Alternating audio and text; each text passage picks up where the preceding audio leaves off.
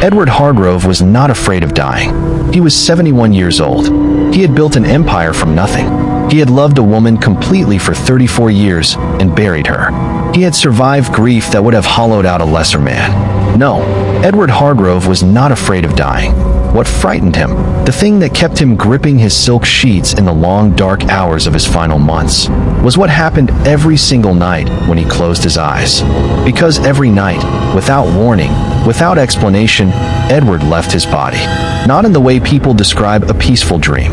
Not in the way the dying sometimes speak of floating above themselves.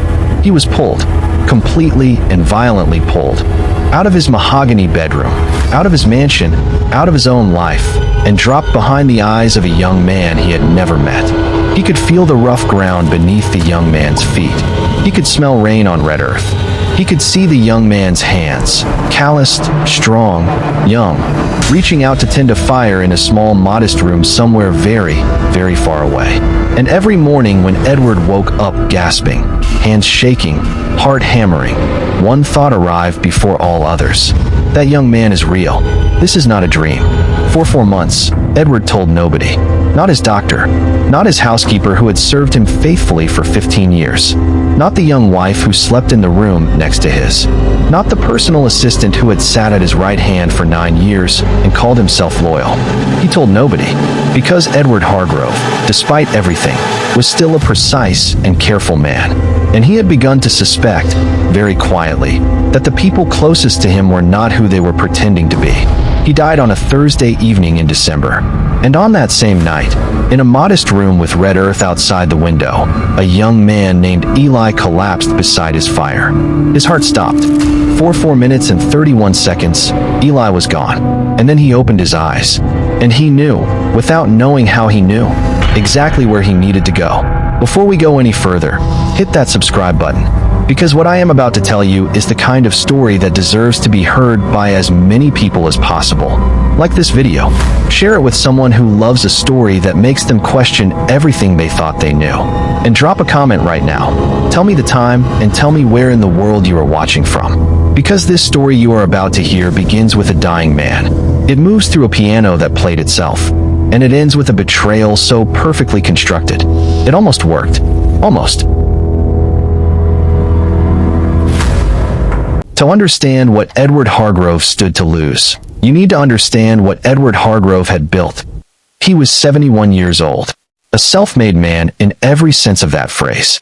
Born the youngest of 5 children in a small industrial town, he had left at 17 with a single bag and a clarity of purpose that people who knew him then described as almost frightening in a boy that young to be 30. He owned 3 commercial properties.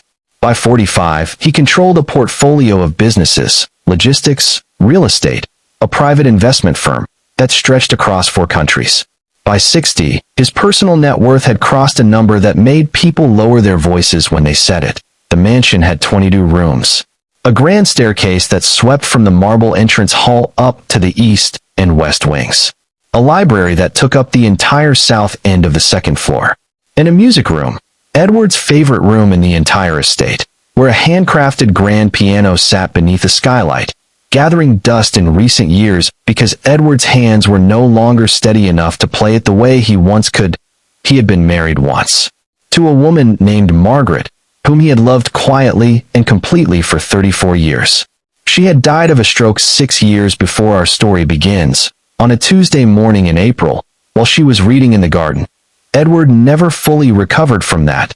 He had one daughter, Clara, 38 years old, sharp-minded, her mother's eyes and her father's stubbornness. For the first decade of her adult life, Clara and Edward had been close. Sunday dinners, shared business conversations, a mutual respect that ran deeper than just blood. Then came the disagreement over the will. Clara believed that Edward was distributing his estate unfairly, favoring charitable foundations over his own family, restructuring assets in ways that left her future uncertain. She confronted him. He did not respond the way she hoped. Words were said, on both sides, that carved a wound neither of them knew how to close. By the time Edward was diagnosed with the illness that would take his life, Clara had not spoken to her father in 2 years that he had tried, twice, to reach out. She had not responded. And so Edward Hargrove, One of the wealthiest men in the country, a man whose name sat on buildings and foundations and boardrooms, spent his final year largely alone. Except, of course, for the two people who made sure they were always close by: his personal assistant and his new wife. His name was Richard Voss, 42 years old. He had been Edward's personal assistant for 9 years, longer than most relationships in Edward's life. He was organized, efficient, completely indispensable, and extraordinarily good at making Edward feel that every decision he made had Richard's full and loyal support. He was also extraordinarily good at lying. Edward had hired Richard when the man was 33, fresh out of a corporate management position, impeccably dressed, with references that gleamed in a manner that was quietly deferential without being servile. Edward trusted his gut about people. About Richard, his gut told him, dependable, discreet, loyal. His gut, in this instance, was catastrophically wrong. The young woman's name was Vivian, 23 years old. She had come into Edward's life 18 months before his death, introduced by a mutual acquaintance at a charity function. She was beautiful in a way that was immediately obvious and immediately disarming. Warm brown eyes, a laugh that made a room feel lighter, a way of paying attention to whoever was speaking that made them feel like the only person in the world. Edward was 70 years old and lonely and grieving and sick. And Vivian made him feel, for the first time in years, that someone was genuinely glad he was still alive. They married quietly, 8 months before Edward's death. A small ceremony. No announcement. Clara was not informed until after the fact. Absolutely. A detail that shattered what little remained of their relationship. The mansion staff had their opinions. They kept them to themselves, the way good staff always do. But here is what the mansion staff did not know, and what Edward himself did not know, until it was far, far too late. Vivian and Richard had met each other 7 months before Vivian ever met Edward. They had been introduced at a private members club. They had been in a secret relationship for 5 of those 7 months. And when Vivian had been introduced to Edward Hargrove, the elderly, ailing billionaire, it had not been an accident that it had been a plan. The plan was elegant in its simplicity. Vivian would marry Edward. Richard would manage the estate paperwork from the inside. When Edward died, and his doctors had made clear that death was coming, likely within the year, Richard and Vivian would ensure the assets flowed in the right direction. Away from Clara, away from the foundations, into accounts that only the two of them controlled. They had been patient. They had been careful. They had been, by every visible measure, completely devoted to Edward Hargrove right up until the moment he drew his last breath. What neither of them had accounted for, what nobody in that mansion had accounted for, was what Edward Hargrove had been doing every single night for the past 4 months, while they thought he was simply sleeping. The visions had begun in October. Edward had mentioned them to no one. Not to his doctor, who would have attributed them to medication. Not to Richard, who would have relayed the information to Vivian with a smirk. Not to the estate's housekeeper, Mrs. Aldous, who had worked for Edward for 15 years and was the closest thing he had to a confidant in his final months. He had not mentioned them because he was not sure, at first, that they were real, but they were too specific to be invented by a sleeping mind. The young man. Edward came to think of him simply as the boy, though he was clearly in his mid-20s, lived somewhere rural. Somewhere with red earth and wide skies and a landscape that felt very far from the manicured gardens of Edward's estate. He worked with his hands. Edward could feel the calluses. He cooked simple food over open flame. He laughed easily, loudly, with his whole body. He was alone. No family visible, no close friends. Just a man living a quiet, modest, solitary life in a place that felt like the edge of the world. What Edward noticed, as the weeks passed and the visions continued, was that he was not merely watching this young man. He was present inside his experience.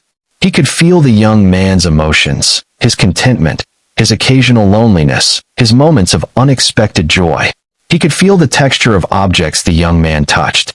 He could hear the sounds around him. Edward would write in a private journal discovered only after his death, like being handed someone else's soul for safekeeping. In November, something shifted. The visions became reciprocal. Edward began to sense, not see, but sense, that the young man was now aware of being watched. That somewhere in his waking hours, he had started to feel a presence he could not name. He began looking over his shoulder. He began waking in the night with an inexplicable feeling that someone, somewhere, needed something from him. In the last entry of Edward's private journal, written 3 days before his death, he wrote just 4 words that he is ready. I am ready. Edward Hargrove died on a Thursday evening in December. Peacefully, in his bed, with the sound of wind moving through the estate gardens beyond his window at the same hour. In a modest room with red earth outside the window and a cracked mirror on the wall, a young man named Eli collapsed while cooking his evening meal. His heart simply stopped. No prior illness. No warning that he was 26 years old. For exactly 4 minutes and 31 seconds, Eli was clinically dead, and then he opened his eyes, and he knew exactly where he needed to go. Nobody could explain, afterward, how Eli found the estate. He had no map, no phone with internet access, no name written on a piece of paper. He had simply walked, and then taken a bus, and then walked again, guided by something that felt, he would later describe, less like knowledge and more like memory. Like navigating a house you grew up in but haven't visited for years. Your feet know the way even when your mind hesitates. He arrived at the gates of the Hargrove estate on a Saturday morning, for days after Edward's death. The staff were still in the quiet, subdued rhythm of a household in mourning. The formal announcement of Edward's passing had been made. Flowers had arrived. Solicitors had been called. Richard Voss had already begun, with practiced efficiency, positioning himself as the indispensable administrator of the estate's transition. Eli presented himself at the service entrance. He told Mrs. Aldous, the housekeeper, that he was looking for work. Any work. He could cook, clean, maintain. He asked for nothing but a place to stay and whatever tasks needed doing. Mrs. Aldous, who had been managing that household for 15 years and had a nose for character that had never once failed her, looked at this young man for a long moment. She could not have explained what she felt. Something familiar. Something that sat in her chest like a half-remembered melody. She let him in. He was given a small room near the kitchens and a list of daily duties. Carrying, cleaning, assisting with the preparation of the estate for the formal reading of the will, which was scheduled for 3 weeks hence. For the first 2 days, nobody paid him particular attention. He was simply the new help, quiet, competent, unremarkable. On the 3rd day, he walked into the music room. He had told no one he was going there. He had not been asked to clean it. He simply walked in, as if he had done it 10,000 times, crossed the room without looking around, sat down at the grand piano beneath the skylight, and began to play. What came out of that piano was not something a young man from a modest rural background with no formal musical training had any right to know.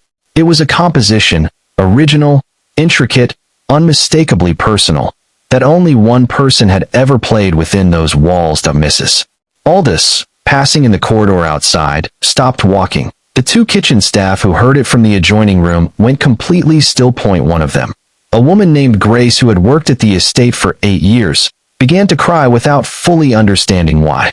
Because what Eli was playing was the song Edward Hargrove had composed for his late wife Margaret. A piece he had never written down, never recorded, never performed for anyone outside this house. A piece that existed only in the memory of those who had heard Edward play it, and in the muscle memory of the hands that had composed it. Hands that were now, impossibly, moving across those same keys. Mrs. Aldous stood in the doorway for a long time after the music stopped. Then she walked away and said nothing to anyone, but she began to watch. Over the following 2 weeks, small things accumulated. Eli knew where everything was in the library, every section, every shelf, without being shown. He referred to a painting in the East Corridor as Margaret's painting before anyone had told him whose portrait it was. He knew, without asking, that the study's left desk drawer stuck and needed to be lifted slightly before it would open. He called the estate dog by a nickname, Buttons, that only Edward had ever used, a name that did not appear in any document or record in the house. None of these things happened loudly. None of them were announced. They accumulated the way water rises, slowly, quietly, and then suddenly you notice the level is much higher than it was before. Vivian noticed something else entirely. She had been maintaining appearances flawlessly since Edward's death. The devoted young widow, appropriately grief-stricken, working closely with Richard on estate matters, awaiting the will reading with the carefully contained anticipation of someone who already knew what it would say. But from the moment she first saw Eli in the corridor outside the music room. This lean, quiet young man with the serious eyes and the unhurried way of moving through a space. Something happened that she had absolutely not budgeted for. She was drawn to him in a way she could not explain and could not dismiss. That it was not simply attraction, though he was undeniably striking. It was something older than that. Something that felt, absurdly, like recognition. Like encountering someone you once knew in a dream. She found herself creating reasons to be in the same rooms as him. Asking him questions. Lingering in conversations longer than was appropriate for a widow speaking to a member of staff. Richard noticed. Richard did not like it. He pulled Vivian aside one evening and reminded her, with quiet steel beneath his polished courtesy, that they were 3 days from the will reading. That everything they had worked for was 3 days away. That this was not the time for distractions, and certainly not the time for her to develop inconvenient feelings for the help. Vivian told him she understood. She told him she was in control. She was not entirely in control. The evening before the will reading, she found Eli alone in the library. He was sitting in the chair by the window. Edward's chair, the one that faced the garden, reading nothing, just looking out at the dark estate grounds. She sat across from him. They talked for a long time about nothing specific. The house. The garden. What it felt like to arrive somewhere and immediately feel as though you already knew it. And then, in a moment that neither of them fully understood or planned, he reached across and took her hand, and looked at her with eyes that held something so much older than the face they belonged to. And she began to cry, not from sadness. She couldn't explain why. She just cried. Later, much later, after everything had come out, she would say that in that moment, some part of her already knew. Some part of her understood what her conscious mind was refusing to accept. The man sitting across from her was not a stranger. He had never been a stranger. The morning of the will reading changed everything. Richard Voss had spent weeks ensuring the groundwork was laid correctly. He had worked with a solicitor he trusted, one whose loyalty had been carefully cultivated over years, to prepare documentation that would steer the bulk of Edward's liquid assets toward accounts that Richard controlled as a state administrator, pending a transition period that, in practice, would never end. Vivian would receive her spousal inheritance. Richard would ensure his own compensation was generous and legally airtight. Clara would receive the minimum the law required. The foundations would receive ceremonial amounts. That it was clean. It was professional. It had taken 9 years of proximity to build. What Richard had not anticipated was Eli walking into that reading. He had not been invited. There was no reason for him to be there. And yet when the solicitor and the assembled household staff gathered in the estate's formal sitting room that morning, Eli simply walked in and sat in the chair nearest the fireplace. The chair that had always been Edward's chair during formal household meetings, and nobody asked him to leave. Richard stared at him from across the room. Something moved behind his eyes, not quite recognition. More like unease. Like a man who has planned a magic trick and suddenly cannot account for one of the props. The reading began. The solicitor moved through the preamble. And then Eli spoke. He said, quietly but clearly, that there was an error in the documentation.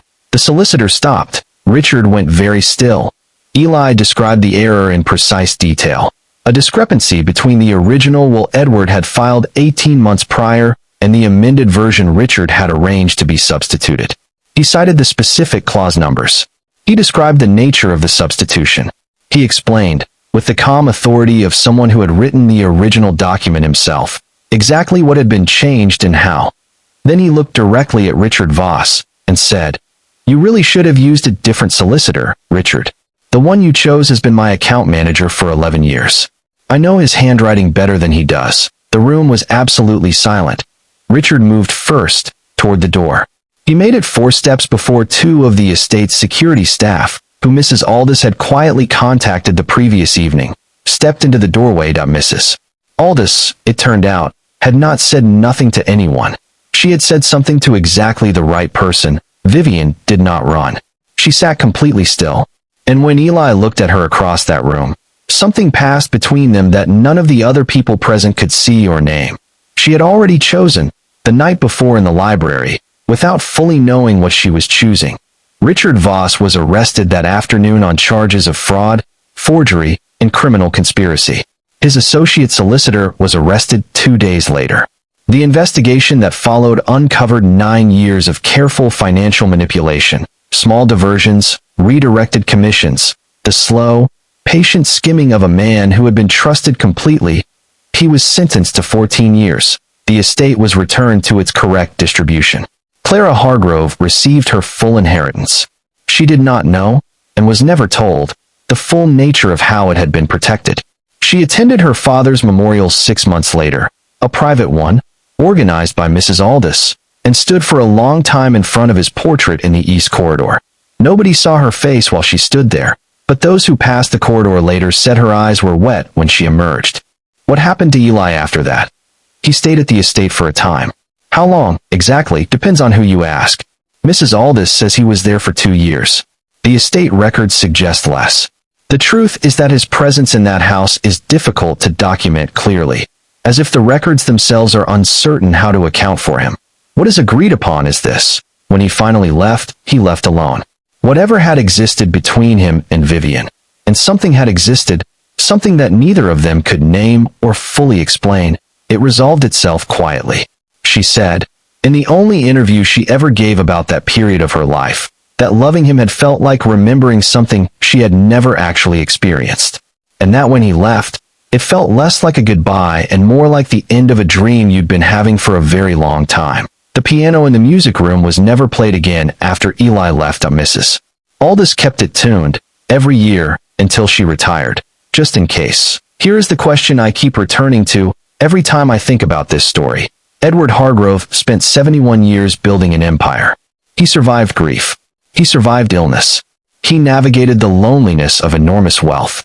And when the moment came, when everything he had built was about to be taken by the people standing closest to him, his soul found a way, not through rage, not through desperation, through patience, through connection, through a young man with calloused hands and honest eyes who played a song only a dead man could remember. Some things, it turns out, cannot be stolen.